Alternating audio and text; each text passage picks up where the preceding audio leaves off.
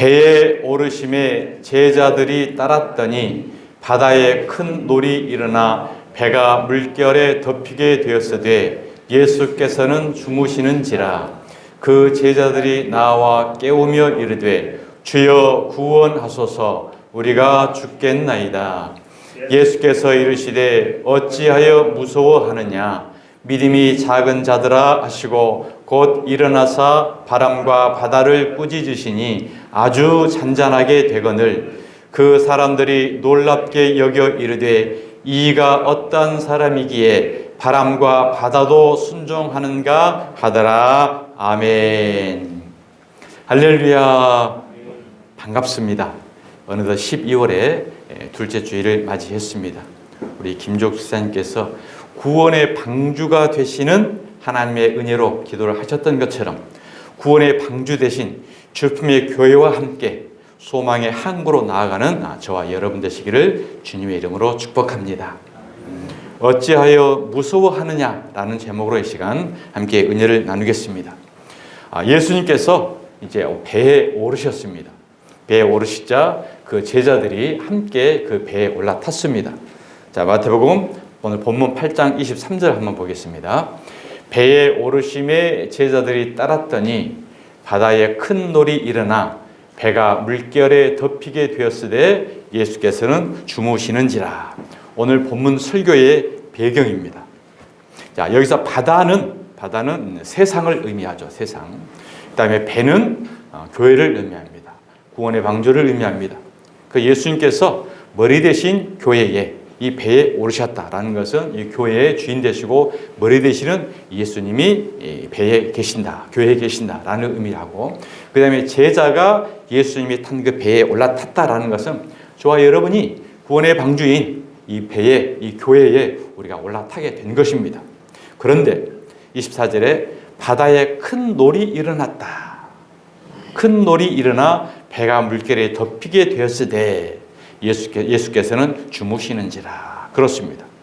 분명히 예수님이 타라고 한 배거든요. 제자들에게. 그런데 예수님도 타시고 제자들도 탔는데 편안하게 잔잔하게 목적지까지 가야 되잖아요. 그런데 뭐가 일어났습니까? 바다에 큰 태풍이 일어납니다. 태풍이. 그리고 배가 물결에 덮이게 되었다라는 우리가 전혀 예상치 못한 환경이 접어드는 겁니다. 이와 같이 큰 놀이, 큰 태풍이 일어났다는 것은 바다의 물결에 덮이게 되었다. 바다는 세상인데 세상의 물결이 배를 덮게 되었다는 것은 세상의 말, 세상의 윤리, 교훈, 도덕, 인본주의가 이 배인, 후원의 방주인 교회를 덮었다는 것을 우리에게 의미하는 것입니다. 하나님의 말씀을 세상의 윤리, 교훈, 도덕으로 가르쳐 교회가 이제 세속적, 인본주의로 덮여지게 됐다는 거죠.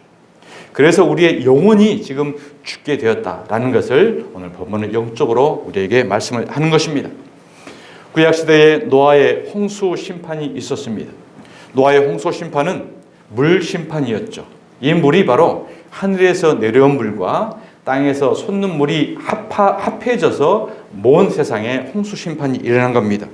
창세기 7장 11절을 보면 큰 기품의 샘들이 터지며 세상에 물이 터졌다는 거죠. 그 다음에 하늘의 창문들이 열려. 그러니까 노아 홍수의 두 현상은 큰 기품의 샘들, 세상의 인본주의 세속적인 물이 온 교회를 덮었고, 그 다음에 하늘에서 창이 열려서 복음이 내려왔다라는 것은 하나님의 말씀과 세상의 말씀이 하나로 합쳐지게 되면, 짬뽕이 되게 되면 그 자체가 바로 노아 홍수 심판, 세상의 심판이라는 것을 의미하는 것입니다. 그리고 그 노아의 방주 속에 노아의 8가족만 들어갔죠. 아무리 세상이 이와 같은 세속으로 죽게 된 태풍이 덮였다 하더라도 구원의 방주 안에 들어간 이 8명만 하나님은 구원에 이뤘던 것처럼 오직 예수 그리스도의 생명의 진리를 담고 있는 이 교회에 들어오면 저와 여러분은 구원의 항구로 이르게 되는 줄 믿습니다. 노아의 방주에 8명이 구원받았다는 것은 8을 의미하죠. 우리는 사마리아 여인을 통해서 5 남편이 누군가라는 것을 배웠습니다.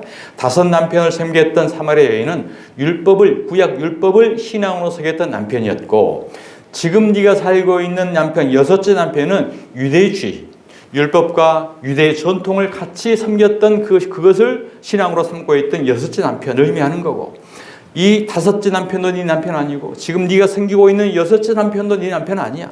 오늘 이 시대에 전통과 종교와 교리로 섬기고 있는 여섯째 남편도 남편이 아니라는 거죠. 일곱 번째, 내가 네 앞에 서 있는 예수만이 진정한 네 남편이다.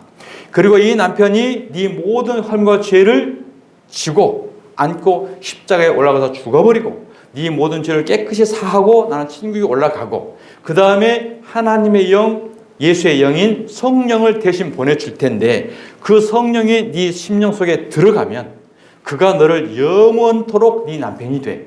그게 바로 여덟째 남편입니다. 그 여덟째 남편이 성령인 거죠. 그래서 노아의 방주에 8명이 구원됐다는 것은 우리 심령 배에, 인생의 배에 성령이 들어온 사람만 구원을 받는다라는 것을 우리에게 영적으로 말씀해 주고 있습니다.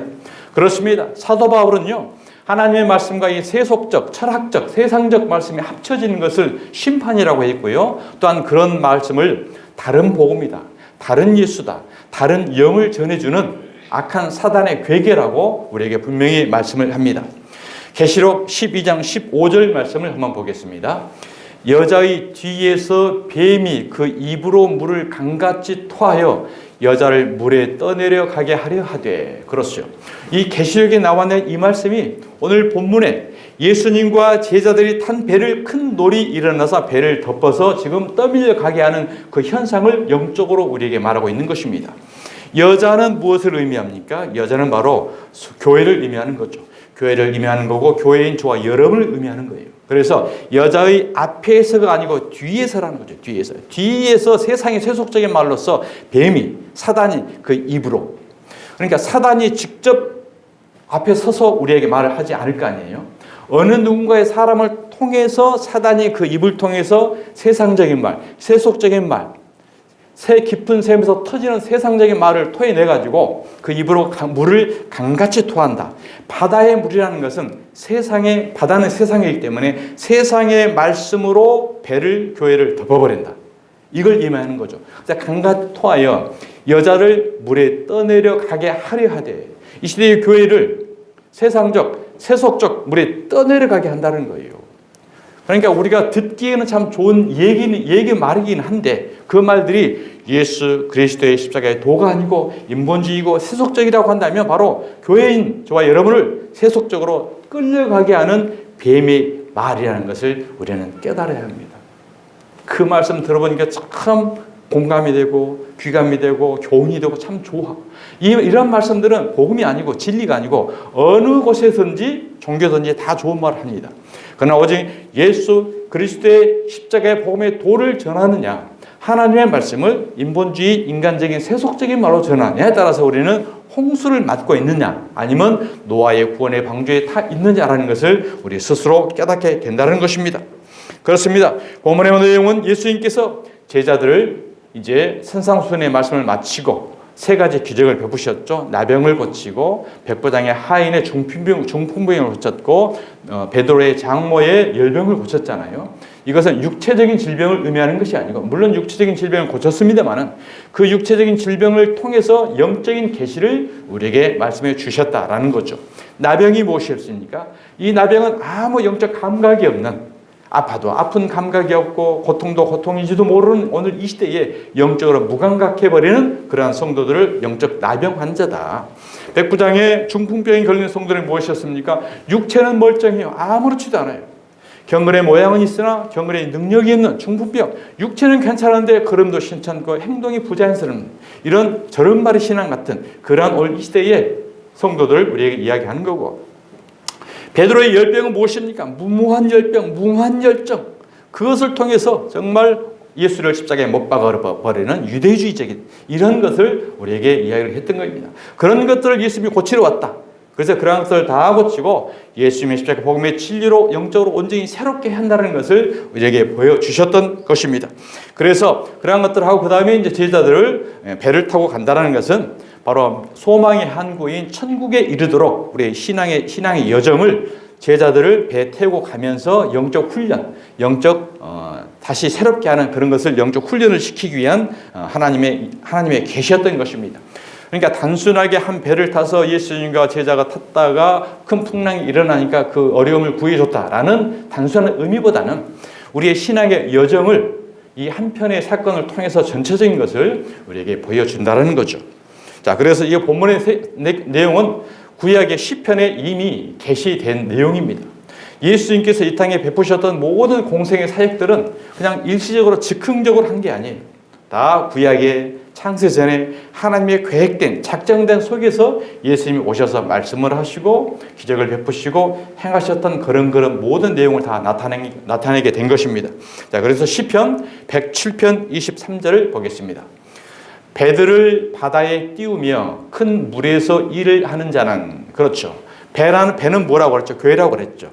교회를 바다에 띄운다는 것은 이 죄악된 세상 가운데 교회를 세워서 배를 띄워서 큰 물에서 일을 하는 자라. 저와 여러분이 바다에 배를 띄워 지금 큰일을 하고 계시는 것입니다.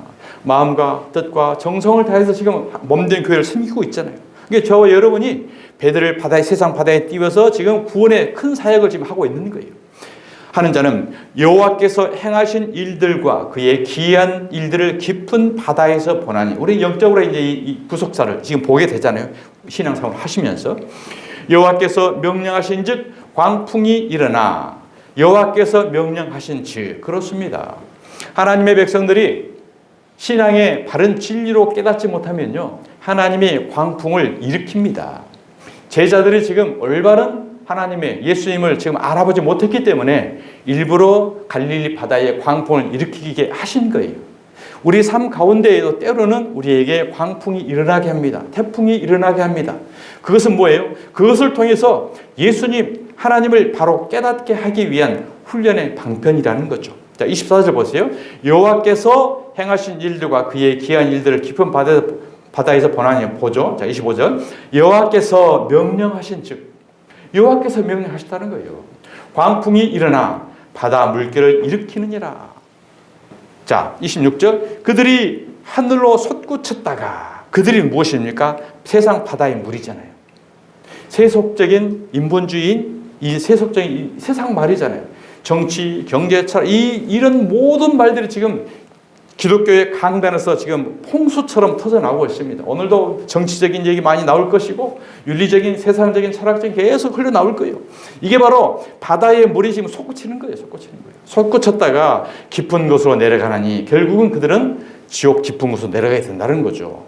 그 위험 때문에 그들의 영혼이 녹는도다. 그러한 내용들, 그러한 말씀들은 듣기는 좋은데 우리의 심령이 죽는다는 거예요. 심령이 녹는다는 거예요. 녹아서 결국 마비되어져서 뭐가 돼요? 영적 나병이 되는 거예요.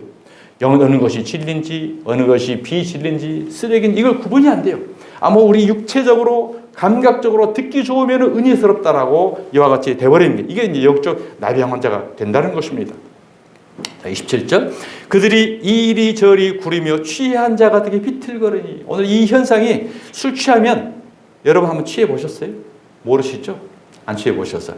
취하면 정신이 없습니다. 정신이 없고 헷갈리고 살이 분별도 안 되고요. 지금 오늘 영적으로 취한 자, 그런 자가 된다는 거예요. 어느 것이 진리인지 어느 것이 비진리인지 무엇이 돈지 교회에서 행할 일이 무엇인지를 깨닫지 못하고 정치적으로, 세속적으로, 경제적으로 아무튼 무조건 맹목적으로 가는 거예요. 맹목적으로. 좀비 때가 돼가지고 그냥 가자면 가고 무엇인지를 깨닫지 못하는 거예요. 이게 바로 그들이 이리저리 구리며 취한 자같이 비틀거리니, 오늘 이 시대의 대한민국 기독교의 현상을 우리가 이 말씀 가운데 우리가 조명해주고 있지 않습니까? 그들의 모든 지각이 혼돈 속에 빠지는도다. 지각이 알지 깨달을까? 하나님과 예수를 알지 못하고 깨닫지 못하고 감각이 무뎌져서 취한 자같이 비틀거리는 이런 맹신적 신앙생활을 하고 있는 것을 우리에게 보여준다는 것입니다. 왜? 물이 덮어버리면. 이에 그들의 고통 때문에 여호와께 부르짖으며, 이것이 우리의 현실입니다. 우리는 영적으로 이 고통 때문에 복음의 진리와 세상의 세속이 덮어버리는 영적 무감각 때문에 우리는 하나님께 부르짖어야 합니다. 여호와께 부르짖으며, 오늘 본문에도 제자들이 주여 우리가 죽겠나이다 주님을 찾잖아요. 그 제자들이 그 직업이 뭐예요? 어부잖아요. 그리고 평생 그 갈릴리 바다에서 산 사람들이에요. 그러니까 바람이 불고 태풍이 불면 어떻게 항해를 해야 되고 어떻게 배 조종을 해야 되는지 베테랑들입니다. 그리고 예수님은 목수 출신이잖아요. 그들이 밤새 아마 할 도리를 다 했을 거예요. 돛도 내려다보고 방향을 키도 다시 잡아보고 베테랑은 실력을 다 해봤자면 안 돼요. 해보자 안 되니까 결국은 주무시고 계시는 예수님을 깨우는 것입니다. 고통 중에 부르짖었던 이 모습인 거죠. 자, 부르짖음에 그들이 고통에서 그들을 인도하여 내시고, 그가 예수님입니다. 예수님이 그들이 고통에서 그들을 인도하여 내시고, 결국 고통을 풍랑을 일으킨 것은 무엇입니까? 바로 예수님을 향하여 예수님을 깨우고 예수님께 부르짖게 하시려고 광풍을 일으켰다라는 것입니다. 광풍을 고요하게 하사 물결도 잔잔하게 하시는도다. 자, 30절. 그들이 평온함으로 말미암아 기뻐하는 중에 여호와께서 그들이 바라는 항구로 인도하시는도다. 아멘.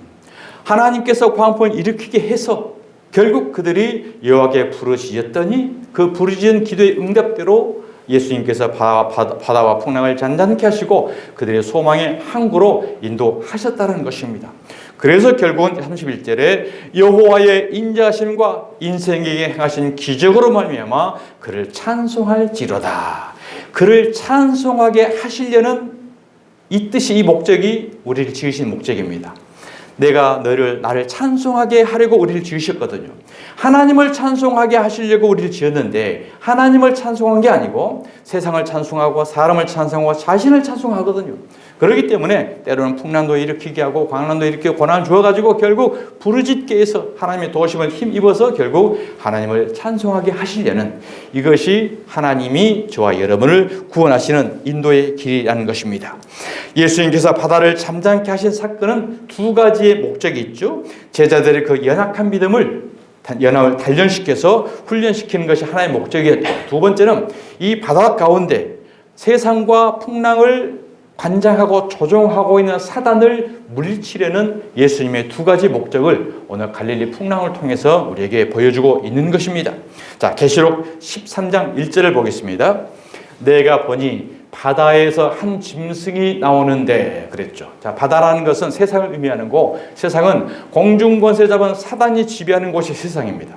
이 세상에서 한 짐승이 나와요. 이 짐승이 누구냐면 결론적으로 말하면 적그리스도입니다. 적그리스도. 이게 적그리스도는 예수의 모양을 한 양의 탈을 쓴 일이라고 그랬어요. 그러니까 정말 굉장하고 능력 있고 광명의 천사처럼 나와요. 우리가 봤을 때 최고의 능력 있는 목사님이고 최고의 하나님처럼 등장하는 거예요.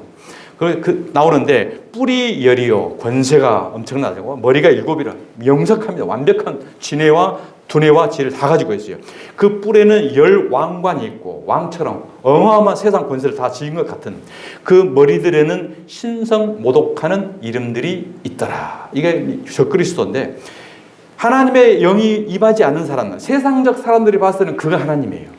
그가 권세자예요. 그러니까 다 그리 따라요. 세상적인 말, 철학적인 말, 지위와 명예, 권세를 다 가지고 있기 때문에 최고의 권세 있는 사람처럼 보이는 거거든요. 그가 바로 666 거짓 선지자 적그리스도라고 분명하게 계시록은 통해서 우리에게 말씀하고 있는 것입니다. 생명책에 기록되지 않는 자들은 다 그에게 경배하리라 라고 성경은 말합니다. 하나님의 생명책에 구원받지 못할 자들, 세상적인 사람들은 전부 그들을 따르고 그들을 경배하게 된다는 거예요. 영으로부터 그들은 능력을 받은 자입니다. 그래서 데살로니가 후서 2장 8절 이하에 보면 악한 자의 나타남은 사탄의 활동을 따라 모든 능력과 표적과 기적을 베푼다고 했어요. 그러니까 생명책에 기록되지 않는 하나님의 백성이 아니면은 이것을 분별할 수가 없어요. 아, 그렇구나. 저 사람이 능자고 저 사람이 권세자고 저 사람이 진짜 하나님의 천하의 능력을 다 받은 자라거나 따라갈 수가 없다라고 분명하게 성경은 곳곳을 통해서 우리에게 말씀을 해주고 있는 것입니다. 예수님은 그 배에서 평안히 주무시는데 제자들은 무서워 죽겠다고 예수님을 깨운 것입니다. 이때 예수님께서 제자들에게 믿음이 작은 자들아 라고 책망합니다. 믿음이 없는 자들아 라고 책망하지 않고 믿음이 작은 자들아, 믿음이 있기는 있어요. 그렇기 때문에 예수님을 따르고 배에 탔죠. 그런데 믿음이 있기는 있는데 믿음이 작다라는 거죠. 오늘 이 모습이 어쩌면 저와 우리의 모습이 아니겠습니까? 교회는 다니고요, 직분은 있고요, 신앙생활을 하고 있는데 연약해요. 연약해서 태풍만 오게 되면 우리가 두려워하고 근심하고 무서워한다는 거죠. 왜요? 우리 인생의 배에 계신 주무시고 계시는 예수님을 발견하지 못하고 그 어부들은 자기의 능력과 재능대로 어떻게든 이 태풍을 피해보려고 노력을 하고 있어요. 우리가 현실에 이르지 않습니까? 우리의 문제 닥치면은 과거의 경험을 통해서, 인맥을 통해서, 사람을 통해서, 물질, 권력을 다 동원해가지고 어떻게든 해결해 보려고 하잖아요. 하다가 안 되면 그때 천부의 의지 없어서 그때 우리가 이제 주님을 부르짖죠. 이 모습이 우리의 믿음이 작은 자의 모습이에요. 그래서 이것을 깨닫게 하려고 때로는 예기치 못한 광풍, 풍랑을 하나님은 일으킨다라는 거죠. 자, 그래서 예수님이 누구신지 모른다라는 것이 이제 예수님이 옆에 있는데 한 배 타고 있는데도 모르고 자기의 능력대로 해결해 보려고 하는 거. 이것을 바로 이제 예수님은 믿음이 작다라고 책망을 한 것입니다. 주여 죽겠나이다. 예수님의 믿음이 적은 자들은 죽겠나이다라고 해요. 근데 예수님이 우리 인생의 배에, 우리 교회에 계시는구나. 그분을 깨우고 그분께 부르짖는 자는 어떻게 고백을 할까요? 죽게 있나이다. 죽겠나이다가 죽게 있나이다. 이것은 믿음이 있느냐 없느냐로 우리가 구분된다는 것입니다. 예수님이 어떤 분이십니까? 바다와 바람을 꾸짖으시니 즉시로 바다가 잔잔해지게 하시는 이분이 바로 천지를 창조하신 하나님이십니다. 예수님은 요한복음에서 숱하게 당신이 누구냐라고 질문한 이들에게 나와 하나님은 하나야. 계속해서 나는 하나님이라는 말씀 자체를 계속해서 이야기를 하지만 그들이 깨닫지를 못하는 거예요. 예수님이 십자가에 달릴 때까지 긴가 민가 같기도 하고 아닌 것 같기도 하고 계속 제자들은 이러고 따라가잖아요. 그리고 예수님이 십자가에 달리실 때 아닌 게비 하고 다 도망가 버리잖아요. 그들이 믿음이 있기는 있는데 적은 자들이었기 때문에 예수님이 분명하게 메시아이시고 하나님이신 분이 육체를 입고 이 땅에 오신 메시아이시라는 것을 몰랐기 때문에 끊임없이 그런 신앙의 행위를 보였다는 것입니다. 그것을 바로 예수님은 믿음이 작은 자였다라고 말씀을 하고 있는 것입니다. 그들은 늘 의심하면서 두려워하면서 예수님을 따랐습니다. 결국은 예수님의 십자가 앞에서 다 도망가 버렸습니다. 아무리 많은 표적과 기적을 보여줘도 결국 그것을 통해서는 예수님을 따라갈 수가 없다는 것을 우리에게 증명을 합니다.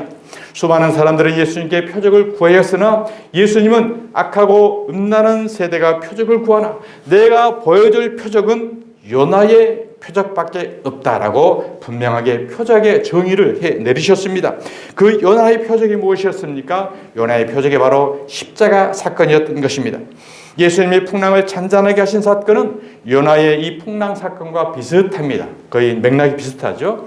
예수님께서 탄 배가 풍랑을 만난 것처럼 요나가 탄 배가 풍랑을 만납니다. 예수님은 풍랑이 일고 있음에도 배에서 주무셨죠. 요나도 배 밑칸에 내려가서 잠을 잤습니다. 배 탄 사람들이 예수님을 깨우죠. 그 요나의 배를 탄 사람들이 요나를 깨워서 도대체 이 풍랑이 무엇 때문에 이렇게 일어나는가라는 것을 물어보죠. 이 맥락은 똑같은 맥락인 거죠. 자, 풍랑을 잠잠케 하는 사건은 이제 좀 다릅니다. 자, 요나의 사건은 풍랑을 잠잠케 할 때 자신이 물에 들어감으로 인하여 풍랑이 잠잠하게 됩니다. 요나는 자신이 제물이 되어 바다에 들어갔습니다. 바로 이것은 바로 십자가 사건을 임하는 거예요. 예수님께서 십자가에 달려 죽으심으로 말미암아 우리의 모든 흠과 죄가 다 씻음받은 것처럼 그 풍랑이 있는 배 가운데 요나가 제물이 되어서 바다에 들어감으로 말미암아 그 배가 풍랑이 잔잔하게 되고 소망의 항구까지 이르게 되었다는 것입니다. 요나서 1장 15절 말씀입니다. 요나를 들어 바다에 던짐에 바다가 뛰노는 것이 곧 그친지라. 그렇죠. 요나의 제물됨, 예수님이 십자가의 제물됨을 의미하는 거죠. 자, 오늘 본문에서는 예수님께서는 어떻게 이 풍랑을 잔잔하게 합니까? 말씀으로 잔잔하게 하십니다. 그렇기 때문에 요나보다도 더 크신 이가 오신다라는 이 성경의 말씀을 이루시는 것이 오늘 예수님을 우리에게 보여주는 거죠. 요나는 바로 예수님의 모형이었습니다. 요나는 예수님의 그림자였습니다. 바로 셈의 이언, 표시였다는 거죠. 그래서 구약의 모든 선지자들, 구약의 모든 사건들은 전체적으로 예수님의 십자가 사건을 말하는 표시였고 모형이었고 셈의 이언이었다는 것을 우리에게 말씀을 합니다. 자, 마태복음 12장 40절을 보겠습니다. 요나가 밤낮 사흘 동안 큰 물속의 뱃속에 있었던 것 같이, 그러죠. 구약의 같이 인자도, 예수님도 밤낮 사흘 동안 땅 속에 있으리라. 십자가 사건을 말합니다. 심판대에 니느웨 사람들이 일어나 이 세대 사람들을 정죄하려니 이는 그들이 요나의 전도를 듣고 회개하였음이거니와. 구약시대에 요나의 전도를 듣고 니느웨 사람들은 회개했는데 요즘 이 시대에 요나보다 더 큰 이가 와서 이렇게 직접 복음을 전하는데 너희들은 듣지 못하니 그 니느웨 사람들이 너희들을 심판할 거야. 이것을 예수님이 이야기하는 거죠. 자, 회개하였음이거니와 요나보다 더 큰 이가 여기 있다. 그러니까 그림자보다도 실체가 여기 있다. 본인 자신을 예수님은 우리에게 말씀하는 거죠. 오늘날 예수 그리스도를 증거하는 데는 바로 이 요나의 표적인 예수 그리스도의 십자가를 증거해야 합니다. 이것이 예수님께서 다 이루신 십자가의 최종 목표이기 때문입니다. 사랑하는 여러분, 오늘 이러한 전체적인 하나님의 구속사, 예수님의 이 사건을 통해서 전체적인 이 말씀의 맥락을 통해서 우리에게 주신 세 가지 은혜의 교훈의 성령의 음성을 듣기를 원합니다. 첫 번째는 우리가 예수님을 따른다고 하지만은 우리가 다른 때에도 반드시 우리에게 시련은 있다는 것입니다. 그러나 시련은 있지만은 결코 우리는 실패가 없다는 것을 오늘 말씀을 통해서 우리에게 교훈해 주고 있습니다. 오늘 본문 이전 말씀 마태복음 8장 22절을 보면 마지막에 보면 너는 나를 따르라 하시니 라고 말씀합니다. 그리고 오늘 본문 23절 마지막에 보면 제자들이 따랐더니 라고 그러죠. 반드시 예수님이 따르라고 말씀했고 제자들이 예수님을 따랐더니 제자들은 예수님을 잘 믿어보겠다고 결단하고 그분을 따랐건만 정작 그들에게 제일 먼저 다가온 것은 무엇이었습니까? 그들이 기대했던 축복이 아니라 폭풍이라는 엄청난 시련이었다라는 것입니다. 우리는 흔히 예수 믿으면 만사 형통한다고 생각합니다. 그러나 현실은 그렇지 않다라는 것을 우리는 신앙생활을 통해서 우리는 깨닫게 됩니다. 예수 믿어도 인생에 폭풍우가 올 수 있습니다. 예수 믿어도 우리에게 병이 걸리기도 할 수 있습니다. 사업에 실패할 수도 있습니다. 자녀 문제로 고통당하기도 하고요. 우리가 계획했던 일이 꼬이기도 합니다. 예수를 믿어도 전보다 더 어려운 일이 만나기도 합니다. 우리 믿음의 선지자들도 다 이러한 경험을 했습니다. 이것은 선택이 아니고 필수 과정입니다. 가장 중요한 것은 무엇입니까? 그러한 폭풍우 가운데에도 우리 인생의 배에 주님이 함께하고 있다는 사실을 깨닫는 것이 우리의 믿음인 줄 믿습니다. 바로 예수님이 우리 인생의 배에, 우리 머리 대신 교회에, 우리 신앙길에 우리 주님이 함께하고 있다는 사실을 깨닫게 하시려는 하나님의 구원의 방편, 하나님의 은혜의 손길인 줄 믿으시길 바랍니다. 주님이 우리 인생의 배에 계시는 한 그 배는 절대로 침몰하지 않습니다. 주님이 계신 배는 폭풍을 만날 수는 있어도 파산되지는 않습니다. 이것이 주님을 따르는 인생과 주님을 따르지 않는 인생의 차이점입니다. 하나님은 주님을 모시고 있는 인생을 섬세하게 지키고 보호하십니다. 우리의 머리털까지 다 세시고요. 우리의 생각까지도 다 알고 계시는 분이셔요. 그렇기 때문에 우리 형편 사정들을 전부 보고 알고 인도하고 계시는 거기 때문에 풍랑이 오든 순풍이 불든 항해가 있든 어떤 형편 어떤 처지에 있든지 우리는 그분을 바라보며 그분을 깨우고 그분을 인도하시고 그분을 머리를 모시고 선장으로 모시고 나아가면 절대 우리는 실패가 없다는 사실을 믿으시길 바랍니다. 신앙의 위대한 인물들 삶 속에는 항상 보지 못한 신앙의 모험이 있었습니다. 아브라함도 갈 바를 알지 못하고 말씀에 순종하여 미지의 가나안 땅을 향하여 나아가므로 그의 위대한 믿음의 조상이라는 믿음의 삶을 살게 되었습니다. 모세도 신앙의 위대한 모험으로 미디안에서 다시 애굽으로 돌아가 바로 앞에 서서 목숨 걸고 이스라엘의 민족을 해방을 요구할 수 있었던 것입니다. 초대교회 성도들은 예루살렘에서 큰 핍박을 당했습니다. 신앙 때문에 핍박을 당했습니다. 그러나 그에 굴하지 않고 그들은 사방으로 흩어져 가는 곳곳마다 그들이 복음을 증거하고 교회를 세움으로 말미암아 그 복음의 전파가 오늘 설악 이 자리까지 우리에게 믿음의 복음이 흘러 들어오게 된 것입니다. 우리가 영원한 생명의 진리를 얻기 위해서는 이러한 믿음이라는 모험을 우리는 각오해야 합니다. 하나님을 믿고 그 뜻을 행하고 선한 싸움을 싸우는 것은 모험심이 없으면 불가능합니다. 사랑하는 축복의 성도 여러분, 주님을 믿는다고 시련을 피해갈 수 있다고 생각하지 마십시오. 사단이 공중권세를 잡고 있는 이 세상을 살아가는 동안 폭풍 위의 시련을 만날 때 우리는 낙심하거나 좌절하지 마시고 제자들처럼 우리 안에 머리를 두시고 주무시는 주님을 깨우시는 저와 여러분 되시길 바랍니다. 베드로전서 4장 12절 말씀입니다. 사랑하는 자들아, 너희를 연단하려고 오는 불시험을 이상한 일 당하는 것 같이 이상히 여기지 말고 오히려 너희가 그리스도의 고난에 참여하는 것으로 즐거워하라. 이는 그의 영광을 나타내실 때에 너희로 즐거워하고 기뻐하게 하려 하심이라. 아멘. 그렇습니다. 이와 같이 우리는 시련은 있으나 바로 실패는 없다는 사실을 믿으시고 우리 인생의 배에 주님을 주시고 계시는 그 주님을 주여 주께나이다 도와주옵소서라는 믿음의 고백이 저와 여러분의 신앙이 할 줄 믿습니다. 두 번째입니다. 믿음이라는 것은 믿음이 바로 우리의 마음의 평안을 가져다 준다는 것입니다. 주님께서는 돌풍이 불어 배가 뒤집힐 위기에 빠졌음에도 불구하고 주무시고 계셨습니다. 배에 오르시자마자 깊은 잠에 빠지셨고 큰 풍랑이 닥쳐 배가 요동하는데도 평안하게 주무시고 계시는 모습을 우리가 볼 수 있습니다. 마음의 평안이 있을 때만 우리는 곤히 깊은 잠을 잘 수가 있습니다. 우리가 아무리 피곤해도 근심과 걱정과 염려를 채우게 되면 우리는 잠을 잘 수가 없게 되죠. 그렇습니다. 이와 같이 근심, 걱정, 염려를 안고 있을 때는 우리가 잠을 잘 수 없는 것처럼 아무런 풍랑, 어떠한 폭우가 닥치더라도 주님은 고요하게 평안하게 잠을 잘 수 있었던 것처럼 바로 우리가 이 믿음만 있으면 어떠한 형편, 어떤 처지에 있든지 우리는 평안한 가운데 우리는 신앙생활을 할 수 있게 되는 것입니다. 어느 여객선이 큰 풍랑을 만났습니다.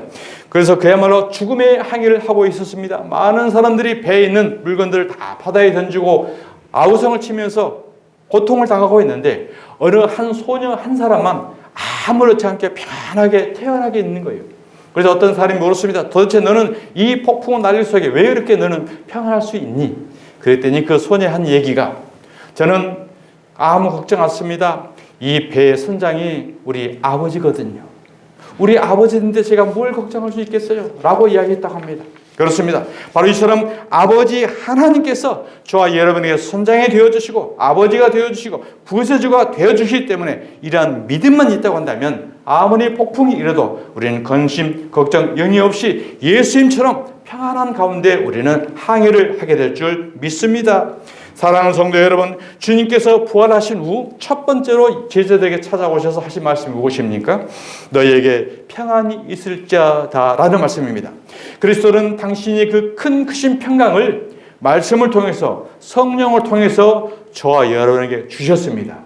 너희에게 평안이 있을지어다. 이 예수님의 말씀을 아멘으로 받으실 때 저와 여러분의 심령 가운데 그 평안이 있게 될 줄 믿습니다.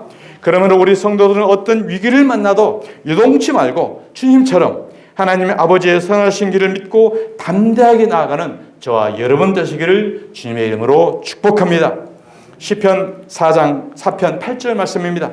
내가 평안히 눕고 자기도 하리니 나를 안전히 살게 하시는 이는 오직 여호와 신이이다. 아멘. 그렇습니다. 우리 과거의 경험과 기술과 모든 것을 다 동원해도 결국 우리 인생의 풍랑은 우리가 어떻게 할 수 없습니다. 우리를 평안히 눕고 자기도 할 수 있는 것은 바로 오직 여호와신 줄 믿으시기 바랍니다. 요한복음 14장 27절 말씀입니다. 평안을 너희에게 끼치노니 곧 나의 평안을 너희에게 주노라. 아멘 하시는 분은 이 평안이 임하게 될 줄 믿습니다. 나의 평안을 너희에게 주노라. 아멘. 내가 너희에게 주는 것은 세상이 주는 것과 같지 아니하리라.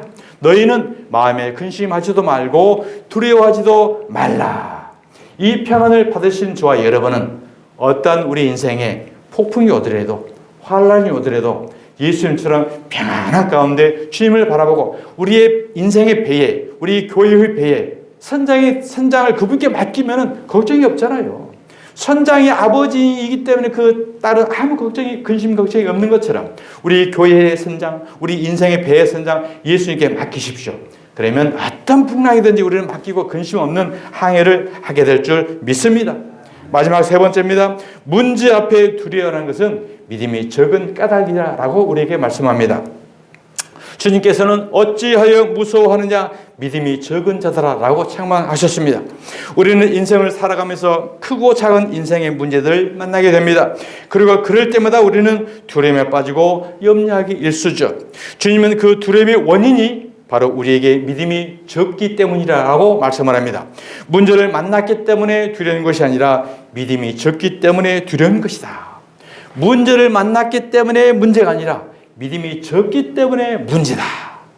어렵죠? 한번 따라해 보실래요? 문제를 만났기 때문에 문제가 아니라 믿음이 적기 때문이 문제다. 그렇습니다. 오늘 예수님이 하신 말씀이에요. 믿음이 있으면 아무리 엄청난 문제가 닥쳐도 문제가 되지 않습니다. 왜냐하면 주님이 능히 그 문제를 해결해 주시리로 믿기 때문인 것입니다. 그러나 믿음이 없으면 아무리 작은 문제라도 문제를 키웁니다. 우리는 작은 문제가 오게 되면 이 문제를 예수님께 맡기는 게 아니고 이 문제를 통해서 확대를 해요. 이 문제가 이렇게 될 거야. 이렇게 될 거야. 그렇게 해가지고 결국은 작은 문제가 풍랑이 일어나서 태풍이 되어버린다는 거죠. 태풍. 근심, 걱정, 염려를 아무리 작은 문제라도 이제는 다 근심, 걱정 예수님께 맡겨버리고 풍랑이 되어 이제 스스로를 두려워하는 것을 주님께 맡겨버리는 사실이죠. 이 믿음이 성장되는 저와 여러분이 되어야 할 줄 믿습니다. 사랑하는 주편의 성도 여러분, 이제 말씀을 마치겠습니다. 이 세상에 문제가 없는 사람은 한 사람도 없습니다. 아무리 신앙생활을 잘하고 목사에도 믿음 시간을 다 좋은 사람들 믿음이 문제는 다 있어요. 문제가 없는 사람은 누가 있을까요? 공동묘지에 누워있는 사람은 문제가 없습니다. 살아있는 사람은 다 문제가 있어요. 문제가 없는 것이 문제라니까요. 문제는 뭐냐? 이 문제를 내가 해결해 보려고 하느냐, 문제를 예수님께 맡기느냐, 이게 바로 우리의 신앙의 믿음의 적고 큰 믿음 차이인 것입니다.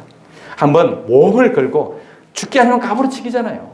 문제 있을 때 제자들처럼 죽겠나이다라고 소리치지 말고 이 문제가 죽게 있나이다 라고 맡겨버리는 저와 여러분이 되어야 할 줄 믿습니다. 오늘도 주님은 두려워하는 우리에게 말씀합니다. 어찌하여 무서워하느냐 믿음이 적은 자들아. 그러므로 우리는 주님께 대한 확고한 믿음을 가지고 주님을 깨워서 모든 문제를 담대하게 극복해 나아가는 저와 여러분 되시기를 주님의 이름으로 축원드립니다. 오늘 본문 마태복음 8장 25절 말씀입니다. 그 제자들이 나와 깨우며 이르되, 깨우는 것이 기도입니다. 주여, 주님 어떻게 할까? 이것도 깨우는 거고요. 주여, 자신의 문제를 주께 내더라 고백하는 것도 깨우는 기도인 거고요. 그래서 우리는 기도가 바로 일상생활에 다 기도인 거예요. 삶을 살아나가다가 문제가 닥치잖아요. 태풍이 불잖아요. 그러면 그 순간 바로 고백하세요. 주님, 이 문제 어떻게 하죠? 어떻게 해야 될까요? 이것이 우리 인생의 배에 주무시고 계시는 주님을 깨웁니다. 내 혼자 스스로 계속 문제를 해결해 보려고 하는 것은 주님 그냥 계속 주무시고 계셔요. 내가 해결해 볼 테니까. 그래, 알았어. 네 혼자 해결해 봐. 그러면 계속 풍랑이 끊이지 않아요. 바로 주님을 깨우십시오. 어떤 문제 있든지 바로 주님께 깨우고, 주님 이 문제를 해결해 주세요. 주님이 해결해 주세요 라고 깨우면 알았어. 일어나서 바다야 풍랑아 잠잠케 하라. 폭우로 잔잔한 가운데 우리는 이르게 될 줄 믿습니다.